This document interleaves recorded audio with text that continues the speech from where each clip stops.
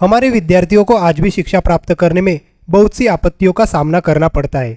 जो लोग मोहल्लों और गांवों में रहकर पढ़ते हैं उनकी सारी व्यथा कथाएं अपने ढंग की होती है, जबकि शहरों में रहने वाले और नगरों में आकर रहने और पढ़ने वाले विद्यार्थियों की कथाएं भिन्न होती है।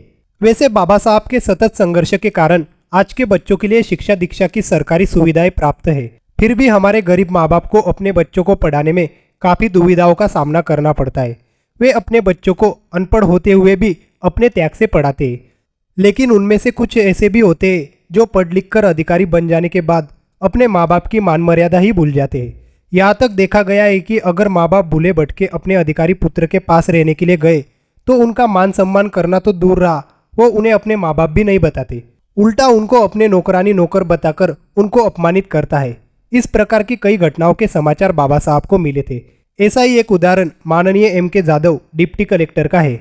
माननीय जाधव ने 1927 में मुंबई विश्वविद्यालय से BA ऑनर्स की परीक्षा पास की। बाबा साहब ने उनकी नौकरी के लिए प्रथमतः कोल्हापुर के राजाराम कॉलेज में प्रयास किया। उस समय उस कॉलेज के प्रिंसिपल माननीय बालकृष्ण थे। उन्होंने बाबा साहब की सिफारिश पर जाधव को अपने कॉलेज में लेक्चरर के स्थान पर लगाया। इसी बीच बाबा साहब के द्वारा मूकनायक में टीका किए जाने पर सरकार ने जाधव को तहसीलदार के पद पर नियुक्त किया। उस समय तहसीलदार का पद काफी प्रभावशाली हुआ करता था। अपने क्षेत्र का रेवेन्यू अधिकारी होने के कारण उसके पास पुलिस के सारे अधिकार थे। उन्होंने अपने कर्तव्य पालन में कभी कामचोरी नहीं की।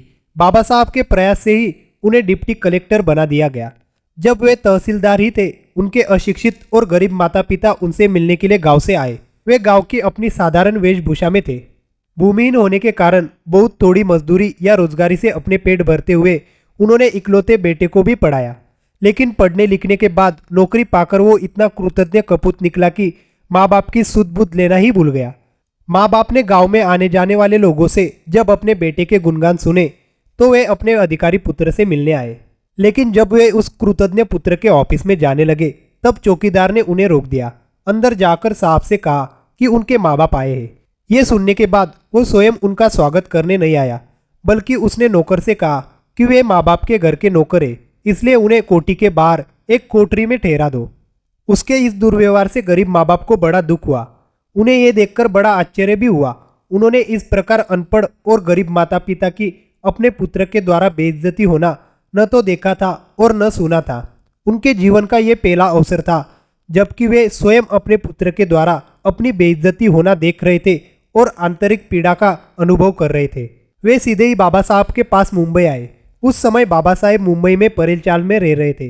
दोनों दुखी माँ बाप सीधे बाबा साहब के अध्ययन करते समय पहली मंजिल के कमरे में पहुंच गए। उस कमरे में गंभीर और शांत वातावरण में वे निस्तब्ध, निष्क्रिय और मौन होकर अपने आराध्य पुरुष के सामने खड़े हो गए। जन उद्धारक ने अपनी पढ़ाई से अपना ध्यान हटाकर उनको उत्सुकता भरी करुणा दृष्टि से देखा। जाधव डिप्टी कलेक्टर के माँ बाप रोते हुए बाबा साहब के पावन चरणों में गिर पड़े। उन्होंने रोते रोते अपने बेटे के कृतज्ञतापूर्ण आचरण की आप बीती कहानी बाबा साहब को बताई। बाबा साहब स्वयं कुर्सी से उठे और उनको अपने पास बिठाया। तब वृद्ध जाधव दंपति ने अपनी ग्रामीण भाषा में कहा, मेरे देवता, तुमने मेरे बेटे को पढ़ाई की सहायता दी। तुम्हारे कहने के अनुसार भूखे नंगे रहकर हमने अपने लड़के को पढ़ाया। आपने उसे तहसीलदार बनाया। अब वो हमें भूल गया है। हम 3 साल के बाद उससे मिलने के लिए गए थे। उसने हमें पहचाना भी नहीं, बल्कि हमको अपने माँ बाप के नौकर बताकर कोठी के बाहर कोठरी में ही ठहराया। यही नहीं, उसने अपने नौकरों के द्वारा हमारा बड़ा अपमान किया। क्या आपका यही उद्देश्य है? बाबा साहब ने उनको अपने साथ ही खाना खिलाया और सांत्वना देकर विदा किया। उधर M.K. जाधव के पदोन्नति में काफी बाधाएं पैदा हुई। तब एक दिन वो बाबा साहब के पास आए। जब उसने अपने आने की सूचना दी तो बाबा साहब ने उससे मिलने के लिए मना करते हुए उसे खूब फटकारा। जाधव अपना सा मुंह लेकर वापस चले गए। उनकी नौकरी भी खतरे में पड़ गई। जब वे दोबारा बाबा साहब के पास आए तो अपने माता पिता को साथ लेकर आए। उन्होंने बाबा साहब से क्षमा करने के लिए अनुनय विनय किया। इस बात को बाबा साहब जब भी कोई अधिकारी उनसे मिलने आते थे उन्हें बताया करते थे। फिर वे उनसे कहते थे कि माँ बाप के ऋण को कभी भूलना नहीं चाहिए।